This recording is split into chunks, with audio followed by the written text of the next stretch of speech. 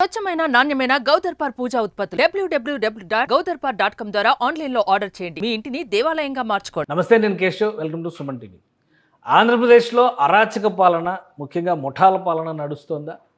పదే పదే ఏ సంఘటన జరిగినా విపక్ష నేత వైఎస్ఆర్సీపీ చీఫ్ జగన్మోహన్ రెడ్డి ఇదే తరహా కామెంట్లు ఎందుకు చేస్తున్నారు? అది కూడా ట్వీట్ చేస్తూ కేంద్ర స్థాయిలో ఉన్నటువంటి పెద్దల దృష్టికి తీసుకెళ్లేటువంటి ప్రయత్నాలే ఎక్కువగా చేస్తారు. ఏపీలో ఎక్కడ శాంతి భద్రతలు కంట్రోల్లో లేవనేది ఆయన చేస్తున్నటువంటి ప్రధానమైనటువంటి వాదన. అలానే ఇప్పుడు ప్రభుత్వానికి, కూటమి ప్రభుత్వానికి మనగలిగేటువంటి రైట్ కూడా లేదంటున్నారు జగన్మోహన్ రెడ్డి. రాష్ట్రపతి పాలన ఎంత వేగంగా పెడితే అంత మంచిదని ఆయన నమ్ముతున్నారు. ఇందులో వాస్తవం ఎంత? ఈ అంశంపైన విశ్లేషణ చూద్దాం. మనతో పాటు చందు శ్రీనివాస్ గారు ఉన్నారు, పొలిటికల్ అనలిస్ట్. చందు శ్రీనివాస్ గారు నమస్కారం. నమస్కారం అండి. జగన్మోహన్ రెడ్డి గారు మళ్ళీ ట్వీట్ చేశారు, ఈ ముఠాల పాలన పెరిగిపోతుంది. ఇప్పుడు 2 నెలలు అయినట్టుంది గవర్నమెంట్. 4వ తారీఖు రిజల్ట్ వచ్చి 2 నెలలు అంటే 2 మంత్స్ గవర్నమెంట్ ఫామ్ అయ్యి ఇంకా 2 నెలలు కూడా నిండలేదు, పూర్తి కాలేదు. సో ఇప్పుడు ఎలా చూడాలి ఆయన రియాక్ట్ అవుతున్నటువంటి విధానం? ఆయన చేసిన ట్వీట్ చేశారు, చాలా సీరియస్ కామెంట్. ఆంధ్రప్రదేశ్లో ప్రజాస్వామ్య ప్రభుత్వ స్థానంలో ముఠాల పాలన కనిపిస్తోంది. 2 నెలల కాలంలో ఏపీ అంటేనే రాజకీయ హింసకు మారుపేరుగా మారిపోయింది. సో ఏ విధంగా చూడాలి దీన్ని? అంటే ఇక్కడ జగన్మోహన్ రెడ్డి గారు ముఖ్యమంత్రిగా 5 సంవత్సరాలు పనిచేశాడు. చేసినప్పుడు గత 5 సంవత్సరాల్లో ఏం జరిగింది, ఎన్ని హత్యలు జరిగినాయి, అత్యాచారాలు జరిగినాయి, దాడులు జరిగినాయి, అది కూడా గుర్తుపెట్టుకోవాలి కదా. గత ప్రభుత్వంలో అప్పుడు 5 సంవత్సరాల్లో అనేక ఇబ్బందులు పడి రాష్ట్రం వదిలిపెట్టి వేలాది మంది వెళ్ళిపోయారు, 10,000 కుటుంబాలు వెళ్ళిపోయాయి. అప్పుడు ఈ మాటలు ఎందుకు గుర్తు రాలేదు? అంటే అప్పుడు చేశారు కానీ ఇప్పుడు చేస్తున్నారు అనుకోవాలా? ఇక్కడ ఏంటంటే, ఒకటి, మీరు 2 మాసాల్లోనే ప్రజాస్వామ్యంలో ముఠాల పాలన వచ్చింది తప్పితే ప్రజల వద్దకి పాలన వెళ్ళాల్సింది ముఠాల పాలన అయిపోయిందని చెప్పారు. తర్వాత ప్రభుత్వ హత్యలుగానే భావించాలని చెప్పి అంటున్నాడు. తర్వాత ప్రభుత్వ పెద్దల ప్రోత్సాహంతో ఈ హత్యలు జరుగుతున్నాయి అన్నారు.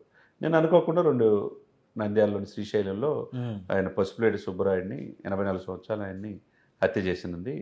మరి ఎవరు చంపారనేది విచారణలో తెలిసింది. అదేవిధంగా జగ్గైపేటలో దాడులు జరిగినాయి.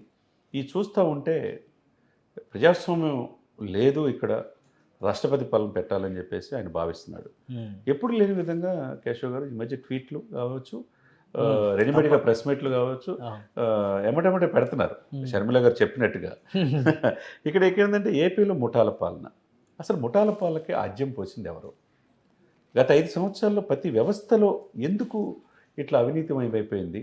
ఎందుకు వైసీపీ పార్టీ వాళ్ళు ప్రతిపక్షాలే లేకుండా చేయాలనుకున్నారు? ఎంతమందిని హత్యలు చేశారు? ఇవన్నీ కనపట్టలేదా?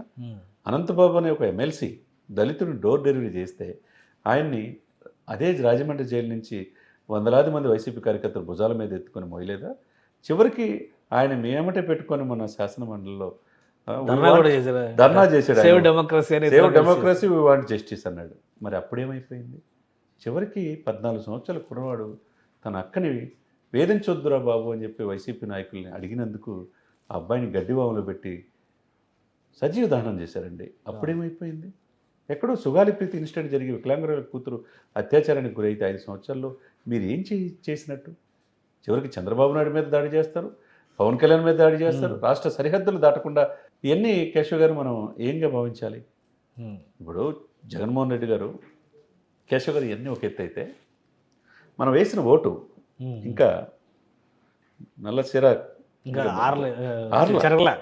చెరగలేదు. పూర్తిగా చెరక్క ముందే ప్రజాస్వామ్యమే అంతరించిపోయినట్టు, ప్రజాస్వామ్యమే లేనట్టు, ఆంధ్రప్రదేశ్లో ప్రజలు బతకటానికి అవకాశం లేనట్టుగా. అంటే 2 ప్రధాన అంశాలని, ప్రజలకు ఇచ్చిన హామీలని చంద్రబాబు నాయుడు నిలబెట్టుకోలేకపోవడంతో, ఎవరూ ప్రశ్నించకూడదని, రోడ్డుపైకి రాకూడదని ప్రజలను వైఎస్ఆర్సీపీ నాయకులను కార్యకర్తలను భయభ్రాంతులకు గురి చేయడానికి ఇలాంటి దుర్మార్గాలకు పాల్పడుతున్నారు. ప్రజలను కూడా వేధిస్తున్నారా? అలా ఉందా ఆంధ్రప్రదేశ్? ఇక్కడ ప్రజలు వేధిస్తే ప్రజలకి స్వచ్ఛంద సంస్థలు ఉంటాయి, మానవ హక్కుల సంఘాలు ఉన్నాయి, కోర్టులు ఉంటాయి, వాళ్ళ దగ్గరికి వెళ్తారు, పోలీసుల దగ్గర కంప్లైంట్. అసలు ఎన్ని కంప్లైంట్లు వచ్చినాయి ఈ రాష్ట్రంలో ఈ 2 మాసాల్లో? ఇప్పుడు ఇదే పవన్ కళ్యాణ్ గారిని 4 పెళ్ళిళ్ళు, హిందూ ధర్మశాస్త్రాన్ని, హిందూ సనాతన సంప్రదాయాన్ని గౌరవించట్లేదు, 4 సంవత్సరాలకు ఒకసారి బళ్ళు మార్చినట్టు మారుస్తున్నారని చెప్పారు కదా. మరి మీరేం చేస్తున్నట్టు? మీరు ఏ ఆధారాలతో ఆ రోజు చెప్పినట్టు? ఇప్పుడు ఆయన హ్యాపీగా ఫ్యామిలీతో ఉన్నాడు కదా. మరి మీకు ఎదురుగా వచ్చే వాళ్ళు ఎవరు ఉండకూడదనే నేచర్తోనే గత 5 సంవత్సరాల్లో మంత్రులు వాళ్ళు మాట్లాడిన తీరు కనపట్టలేదా?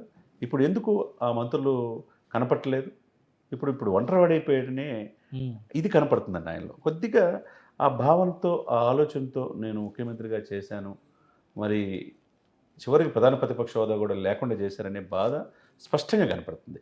కానీ అంటే దానికి లీగల్ ఫైట్ చేస్తున్నారు కదా, కోర్టు చెప్తే చేయొచ్చు. కోర్టు ఏమైనా ఒకవేళ ఆర్డర్ ఇచ్చింది అనుకోండి ఆయనకి చేయొచ్చు. అనుకూలంగా, అది చేయొచ్చు కదా. దానికి చేయొచ్చు. దీనికి సంబంధం ఉందా? జరుగుతున్న ఘటనల్ని నియంత్రించడంలో ప్రభుత్వం విఫలమవుతుందా? ఎందుకు విపక్షానికి ఒక అవకాశం ఇవ్వాల్సిన పరిస్థితి వస్తుంది? ఇక్కడ ఎవరైనా, మీరైనా, నేనైనా ఈ హత్యల్ని, ఈ హత్య రాజకీయాలను మనం ప్రోత్సహించకూడదు.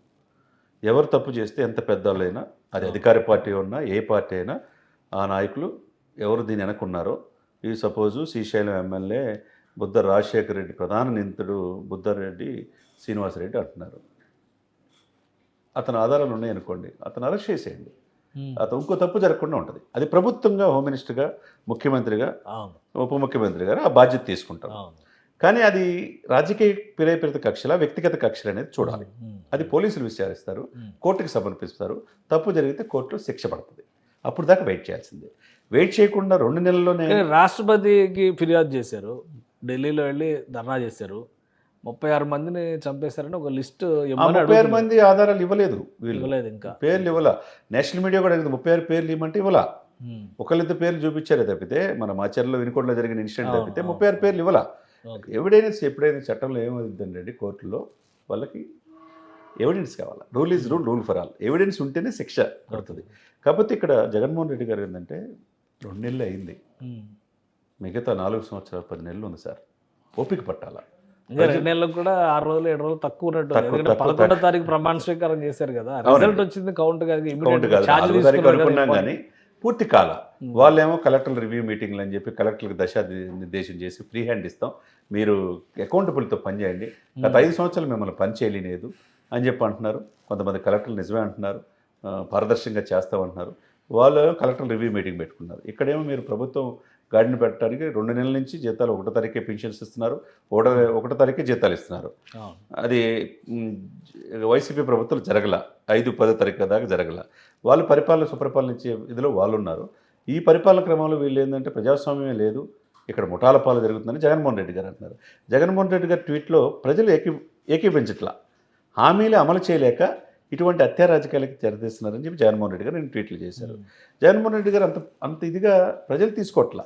ప్రజలకు కావాల్సింది ఏంది, ఇచ్చిన వాగ్దానాలు సూపర్ 6 అమలు అవుతుందా లేదా, 1వ తారీఖు పెన్షన్ వస్తుందా లేదా, లేదా 1వ తారీఖు జీతాలు ఉన్నాయా లేదా, అందరూ కూడా అన్ని రంగాలు కూడా హ్యాపీగా ఉన్నారు తప్పితే, అది జగన్మోహన్ రెడ్డి గారు ఆలోచన తప్పితే ఆ ట్వీట్కి అంత ప్రయారిటీ తీసుకోవాల్సిన అవసరం లేదనేది. దీనికి కొనసాగింపుగా ఇంకోటి ఫేక్ ప్రచారం చేస్తున్నారు జగన్మోహన్ రెడ్డి అని చంద్రబాబు నాయుడు ట్వీట్ చేశారు ఇవాళ, అలానే లోకేష్ గారు కూడా ట్వీట్ చేశారు. ఇద్దరు ఒక లింక్ పోస్ట్ చేసి పోలీసుల పైన టీడీపీ కార్యకర్తలు, టీడీపీ నాయకులు దాడి చేశారు అన్నారు. అసలు అది ఫేక్ న్యూస్ అనేది వీళ్ళు చేస్తున్నటువంటి వాదన.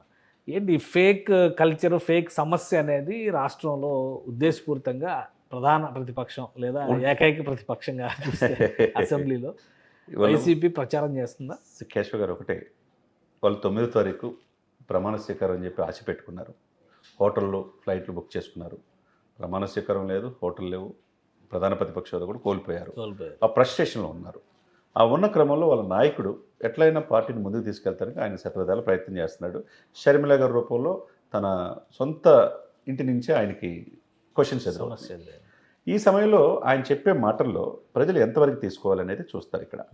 ఇక్కడ ఆయన చెప్పిన మాట ఏంది, మన ఓటు మళ్ళా చెప్తున్నాం, ఈ 2 మాసాల్లో ఇంకా పూర్తిగా మనకి మరక కూడా పోలేనప్పుడు మీరు ఏదో అయిపోయినట్టు అనుకుంటే భావించడం అనేది కరెక్ట్ కాదు. ఇంకొక డౌట్ ఉంది, ఇప్పుడు ఢిల్లీ వెళ్ళి అంత ధర్నా చేసి రాష్ట్రపతికి లేఖ రాసి ఇవన్నీ జరిగిన తర్వాత ఒకవేళ వీళ్ళు చేస్తున్నటువంటి వాదనలో ఆధార సహితమైనటువంటి వాదన అయి ఉంటే రాష్ట్రపతి ఎంక్వైరీ చేయడానికి అవకాశం, నోటీసులు కూడా ఇచ్చారు ప్రభుత్వానికి, మీరేంది దీని మీద చర్యలు తీసుకోండి అని అనేవాళ్ళు కదా. మరి ప్రాపర్ ఎవిడెన్స్, డాక్యుమెంట్స్ వీళ్ళు చూపించలేదని అర్థమైంది కదా. 34 మంది చెప్పారని కదా, 34 పేర్లు చూపించలేపారు. ఇకపోతే అండి ఈ 2 నెలలు అంతా అయిపోయిందని నేను భావిస్తున్నారు కదా, మరి రాష్ట్రపతి పాలన అంటున్నారని మీరు చెప్తున్నారు.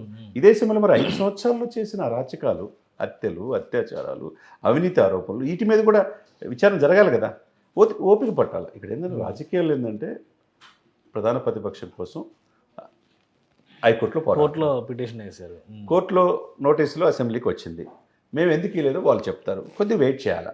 ఇదే సమయంలో ఏదైనా చట్ట వ్యతిరేక కార్యకలాపాలు జరిగితే కనుక డెఫినెట్గా కన్సల్ట్ ప్రభుత్వ యంత్రాంగాలు ఉంటాయి. ఆ కన్సల్ట్ వాళ్ళు విచారించి అంటే రాష్ట్రపతికి రాసిన లేఖలు కానీ హోమ్ మినిస్టర్కి ఇచ్చిన ఫిర్యాదుల్లో కానీ పసలేదు కాబట్టి అక్కడ రియాక్ట్ అవ్వలేదా, లేదా మళ్ళీ దానికి ఒక వెసులుబాటు ఉంది, కూటమిలో ఉన్నారు కాబట్టి చర్యలు తీసుకోవట్లేదనే అవకాశం కూడా ఉంటుంది. అదే ఏం లేదండి. ఇప్పుడు గతంలో ఏంటంటే జగన్మోహన్ రెడ్డి గారు ఏం చెప్తే అది మోదీ గారు విన్నారు అన్నారు. మరి మోదీ గారు చివరికి వచ్చేదానికి ఏమైంది? ఇప్పుడు వాళ్ళు ఏంటంటే వాళ్ళు సిస్టమ్ ప్రకారం వెళ్తారు. ఆధారాలు ఉంటే ఈ పార్టీకి ఇంటెలిజెన్స్ బ్యూరో ఎంటర్ అయ్యేది, కేంద్ర ప్రభుత్వ హోంశాఖ నుంచి సమగ్ర నివేదిక కోరేది, చివరికి రాష్ట్రపతి కార్యాలయం నుంచి నోటీసులు రియాక్షన్. లాస్ట్ టైం ఒకసారి ఈస్ట్ గోదావరిలో ఒక అబ్బాయికి గుండు చేయిస్తే వచ్చింది.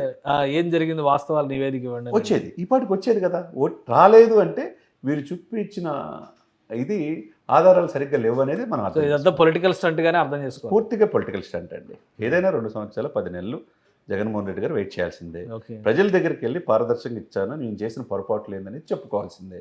ఇకపోతే పాదయాత్ర అంటున్నారు, ఒకవైపు షర్మిల గారు పాదయాత్ర అంటున్నారు, జగన్మోహన్ రెడ్డి గారు ప్రజలు వెళ్ళొచ్చు, ఎవరైనా వెళ్ళొచ్చు, ప్రజాస్వామ్యయుతంగా వెళ్ళొచ్చు. అంటే ఈ గ్రౌండ్ ప్రిపేర్ చేసి రాష్ట్రం ఇలాంటి క్లిష్ట పరిస్థితుల్లో ఉంది కాబట్టి పాదయాత్ర మొదలు పెడతాం అని జగన్మోహన్ రెడ్డి అన్నారు. ఎందుకంటే ఆయన రిజల్ట్ వచ్చిన రోజునే నేను ఇంకా స్ట్రాంగ్గానే ఉన్నాను, నేను అదే పట్టు ఉంది నాకు, నేను మళ్ళీ పాదయాత్ర చేయగలను. చంద్రబాబు నాయుడు గారు చేయలేరు పాపం, ఎందుకంటే ఆయన వయసు ఆల్రెడీ 70. ఆ బాధ్యత పవన్ కళ్యాణ్ గారు తీసుకుంటారు, లోకేష్ బాబు తీసుకుంటారు లేండి, ప్రాబ్లం లేదు. కాకపోతే కళ్ళు మూసుకొని తెరిచేలోపు 5 సంవత్సరాలు వస్తాయని చెప్పిన ఆ వ్యక్తే మరి 2 నెలలు కాకముందే అంత 5 సంవత్సరాలు అయిపోయినట్టుగా భావించి ట్వీట్లు చేయడం అనేది ప్రజలు అంత ఇదిగా తీసుకోలేకపోతారు. రైట్. థ్యాంక్ యూ చంద్ర శ్రీనివాస్ గారు. ఇది ఆంధ్రప్రదేశ్లో జరుగుతున్నది ఒకటి, రాజకీయ రగడగా మారుతున్నది మరొకటి అనేది చంద్ర శ్రీనివాస్ గారి విశ్లేషణ. ఈ పాటికే ఢిల్లీలో ధర్నాలు చేయడం, కేంద్రంలో ఉన్నటువంటి పెద్దల దృష్టికి తీసుకెళ్ళడం, అలానే అది రాష్ట్రపతికి లేఖ రాయడం వంటి అంశాలపైన అటు నుంచి రియాక్షన్ పెద్దగా లేదంటే ఆధార సహితమైనటువంటి ఆరోపణలు అనడానికి కూడా వీటికి ఆస్కారం లేదు. ఏ చిన్న సంఘటన జరిగినా కానీ జగన్మోహన్ రెడ్డి రాష్ట్రంలో అరాచక పాలన నడుస్తుంది అనేటువంటి విమర్శలు చేయడం చూస్తే కనుక ఆయన వీలైనంత తొందరగా మళ్ళీ ఎన్నికలు రావాలని ఆశిస్తున్నట్టుగా కనిపిస్తుందని చంద్ర శ్రీనివాస్ గారు విశ్లేషిస్తున్నారు. ఇది special discussion. Keep watching. Suman టీవీలో మీ పర్సనల్ అండ్ బిజినెస్ ప్రమోషన్స్ కోసం కింది నెంబర్కి కాంటాక్ట్ చేయండి.